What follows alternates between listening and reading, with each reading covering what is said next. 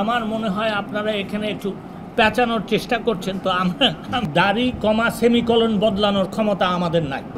সাংবাদিক বন্ধুগণ, আপনারা জানেন যে 2018 সালে একটা পরিপত্রের মাধ্যমে মাননীয় প্রধানমন্ত্রী জননেত্রী শেখ হাসিনা কোটা বাতিল করেন। কোটা বাতিল করার পর আমি এই কারণে বলছি যে প্রেক্ষাপটটা সকলেরই জানার দরকার। কোটা বাতিলের পর বীর মুক্তিযোদ্ধাদের কয়েকজন সন্তান হাইকোর্টে একটা রিট পিটিশন করে। সেই রিট পিটিশন শুনানি হওয়ার পরে হাইকোর্ট বিভাগের একটি দ্বৈত বেঞ্চ একটা রায় দেয়। সেই রায়ে এই যে 2018 সালের যে কোটা বাতিলের যে পরিপত্র, সেই পরিপত্রকে তারা ইলিগাল ঘোষণা করেন এবং বাতিল করে দেন।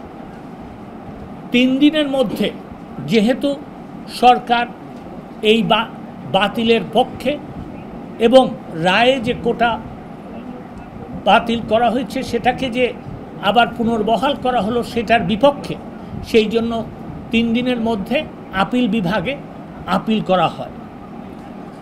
আপিল করার আগেই যদিও কোটা বিরোধী আন্দোলনকারীরা হাইকোর্টে যখন মামলা শুনানি হয় কোনো পক্ষভুক্ত হয় নাই, এবং যখন সরকার আপিল করে তখনও তারা পক্ষভুক্ত হয় নাই। তো সেই ক্ষেত্রে যখন এটাকে চেম্বার জাজ আপনার ফুল আপিল বিভাগের ফুল বেঞ্চে পাঠানো হয়, আপিল বিভাগ সেইটাকে শুনবে বলে একটা তারিখ দেয়।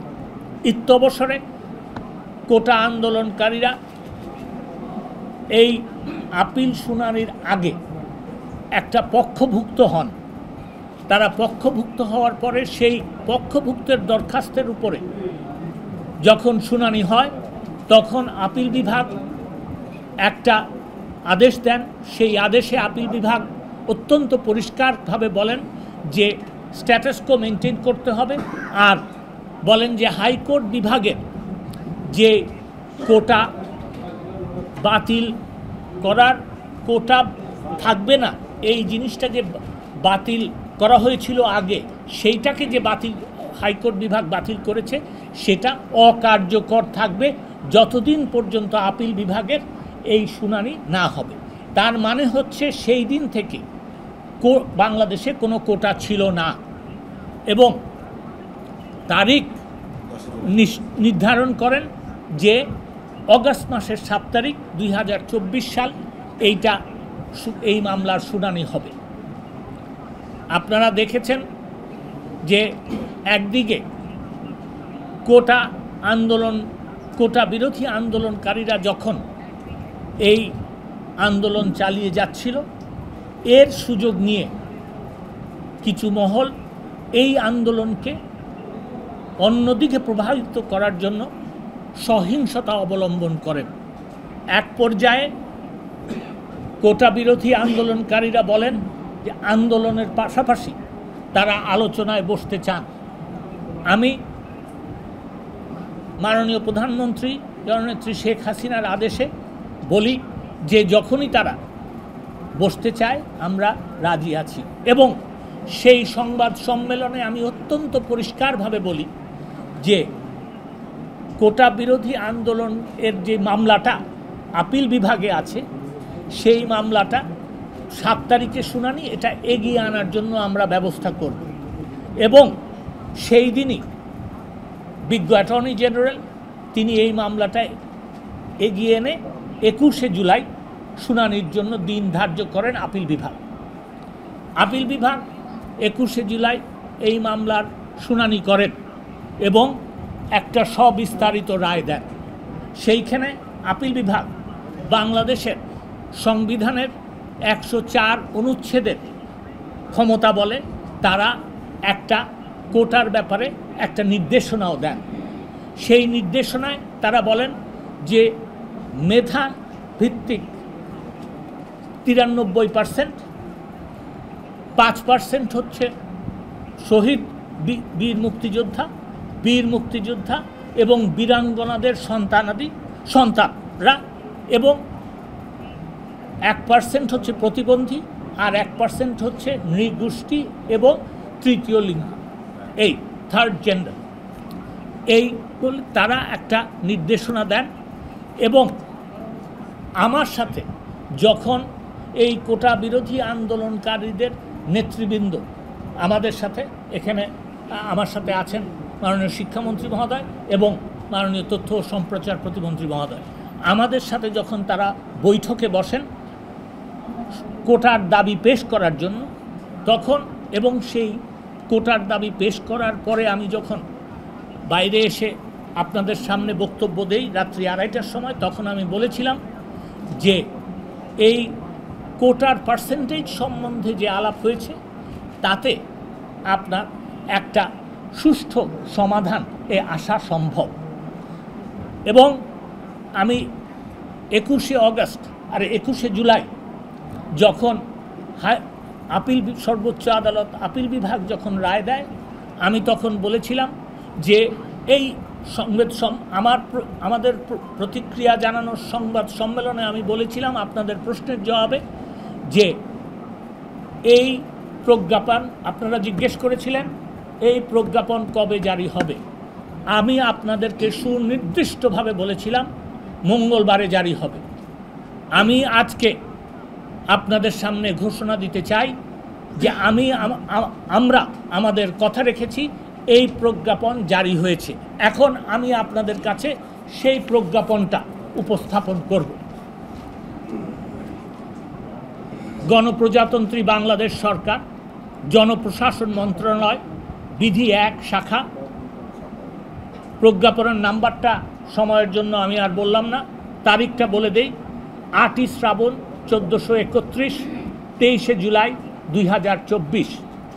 বিষয় সরকারি, আধা সরকারি, স্বায়ত্তশাসিত / আধা স্বায়ত্তশাসিত প্রতিষ্ঠান, স্বশাসিত ও সংবিধিবদ্ধ কর্তৃপক্ষের এবং বিভিন্ন কর্পোরেশনের চাকরিতে / কর্মে সরাসরি নিয়োগের ক্ষেত্রে সরকারের বিদ্যমান কোটা পদ্ধতি সংশোধন। সরকার এই মর্মে আদেশ জারি করিতেছে যে সমতার নীতি ও অনগ্রসর জনগোষ্ঠীর প্রজাতন্ত্রের কর্মে প্রতিনিধিত্ব লাভ নিশ্চিতকরণের লক্ষ্যে সরকারের বিভিন্ন প্রতিষ্ঠানে অর্থাৎ সরকারি, আধা সরকারি, স্বায়ত্তশাসিত / আধা স্বায়ত্তশাসিত প্রতিষ্ঠান, স্বশাসিত ও সংবিধিবদ্ধ কর্তৃপক্ষের এবং বিভিন্ন কর্পোরেশনের চাকরিতে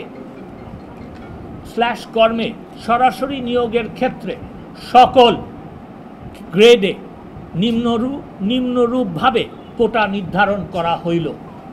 ক, মেধাভিত্তিক 93%। খ, মুক্তিযোদ্ধা, শহীদ মুক্তিযোদ্ধা ও বীরাঙ্গনাদের সন্তানদের জন্য 5%। গ, ক্ষুদ্র নৃগোষ্ঠী 1% এবং শারীরিক প্রতিবন্ধী ও তৃতীয় লিঙ্গের জন্য 1%। 2, নির্ধারিত কোটায় যোগ্য প্রার্থী পাওয়া না গেলে সংশ্লিষ্ট কোটার শূন্য পদসমূহ সাধারণ মেধা তালিকা হইতে পূরণ করা হইবে। 3, গণপ্রজাতন্ত্রী বাংলাদেশ সরকারের জনপ্রশাসন মন্ত্রণালয়ের বিধি 1 শাখার বিগত 4 অক্টোবর 2018 তারিখের পরিপত্র নম্বর এত সহ পূর্বে জারিকৃত এ সংক্রান্ত সকল পরিপত্র / প্রজ্ঞাপন / আদেশ / নির্দেশ / অনুশাসন রহিত করা হইল। তার মানে হচ্ছে যে কোটা বাতিল করার যে পরিপত্রটা 2018 সালে দেওয়া হয়েছিল সেটাও বাতিল করা হইল। 4, এই আদেশ অবিলম্বে কার্যকর হইবে। এই আপনাদের কাছে কপি পৌঁছে যাবে। কপি দিয়ে দিয়েছ? দিয়ে দাও। 1 মিনিট। না, আপনারাও বুঝেন যে আপনাদের জন্য কপি আছে, ব্যাস এইটুকু আমার দরকার। না, প্রশ্ন আমি নেব, আমার কথা শেষ হবে। এর মাধ্যমে, এই প্রজ্ঞাপন জারির মাধ্যমে, এবং আপনাদেরকে আমি আরও বলে দিচ্ছি যে এটার গেজেট নোটিফিকেশন প্রায় হয়ে গেছে। এর মাধ্যমে সরকারের থেকে যা যা করণীয় হয়েছে আমি তার সারমর্ম আপনাদের কাছে একটু তুলে ধরছি। এক, আমরা কোটা সংস্কারের যে রায় সর্বোচ্চ আদালত আপিল বিভাগ দিয়েছে তা কিন্তু প্রতিপালন করেছি। আমরা এই একটা কথা ছিল যে আগের যে সহিংসতা হয়েছে তার জন্য একটা বিচার বিভাগীয় তদন্তর কথা, সেখানে আমরা বিচার বিভাগীয় তদন্তের জন্য এক সদস্য বিশিষ্ট একটা কমিটি করে দিয়েছি। তিনি কাজ করা শুরু করেছেন। আমি কিছুক্ষণ আগে যে পত্রিকায় দেখেছি যে অবস্থা একটু হলে শান্ত হলেই তিনি স্পটগুলি ঘুরে দেখবেন। 2, 3, এই যে সহিংসতা হয়েছে এতে সাধারণ ছাত্রছাত্রী যারা আহত হয়েছেন তাদের চিকিৎসার ব্যাপারে সরকার দেখভাল করবে।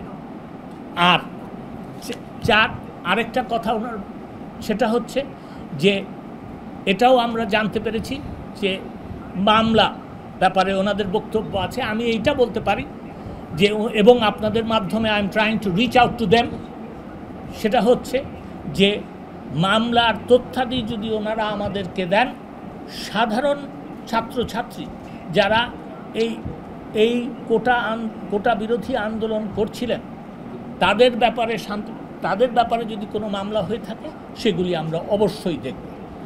আর আরেকটা শেষ কথা যেটা বলতে চাই সেটা হচ্ছে আমরা শিক্ষার পরিবেশ ফিরিয়ে আনা এবং সকল ছাত্রছাত্রীদের সুরক্ষা ও নিরাপত্তার পরিবেশ সরকার তৈরি করবে। এই আমার বক্তব্য ছিল। আমার বক্তব্য আপনারা ধৈর্য ধরে শুনেছেন, সেই জন্য ধন্যবাদ। আমি আপনাদেরকে বলেছি যে সরকার সর্বোচ্চ আদালত আপিল বিভাগের রায় প্রতিপালন করেছে। আপিল বিভাগের রায়ের একটা কমা, দাড়ি, কমা, সেমিকলন বদলানোর ক্ষমতা আমাদের নাই। যেহেতু সেটা নাই, তারা যেভাবে দিয়েছেন আমরা সেইভাবেই এটা প্রতিপালন করেছি।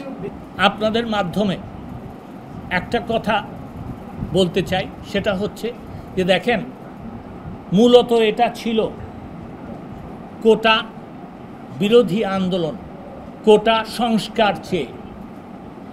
যেই সব আমি আপনাদের মাধ্যমে আহ্বান জানাব যে ছাত্রছাত্রীরা কোটা বিরোধী আন্দোলন করছিল সংস্কার চেয়ে, আমরা সংস্কার করেছি। এখন তাদেরও একটা কর্তব্য আছে যেটা জনগণ মনে করে তাদের করা উচিত, সেটা হচ্ছে তাদের এখন স্ব জায়গায় ফিরে গিয়ে পড়াশোনা শুরু করা উচিত। এটাই আমার তাদের কাছে আহ্বান। আমার মনে হয় আপনারা এখানে একটু পেঁচানোর চেষ্টা করছেন, তো আমি সেটা এইখানে কিন্তু পরিষ্কারভাবে এই যে প্রজ্ঞাপনে বলা হয়েছে সকল গ্রেডে, এবং তার সাথে আমি যোগ করব যে সর্বোচ্চ আদালত কিন্তু 4টা ক্যাটেগরি করে দিয়েছে পরিষ্কারভাবে।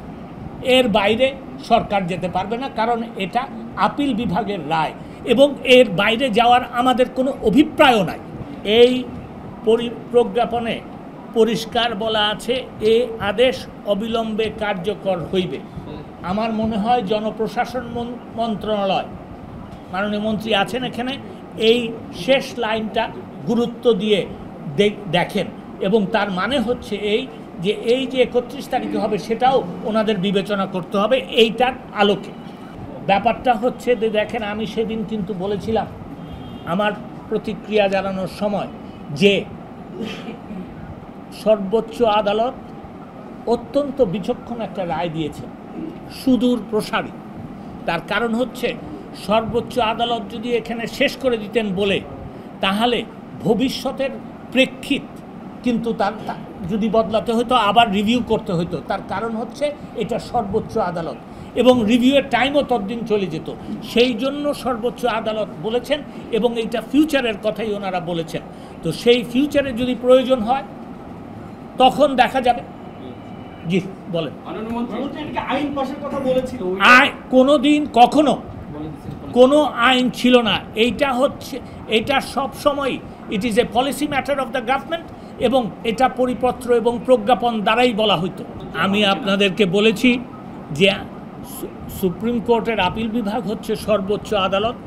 তারা যেই রায় দিয়েছেন তার দাড়ি কমা সেমিকোলনও আমি বদলাতে পারব। আমরা যত তাড়াতাড়ি শিক্ষার পরিবেশ, এক মিনিট, আমরা যত তাড়াতাড়ি শিক্ষার পরিবেশ ফিরিয়ে আনা যায় সেটার ব্যাপারে সচেষ্ট, এবং সেই জন্যই আপনারা আশা করতে পারেন যে শিক্ষা প্রতিষ্ঠান খুলে যাবে। জি বলেন, আপনি বলেন। আমি এটা জানি না। শিক্ষামন্ত্রী মহোদয় বলছেন যে এরকম কেউ দেয় নাই।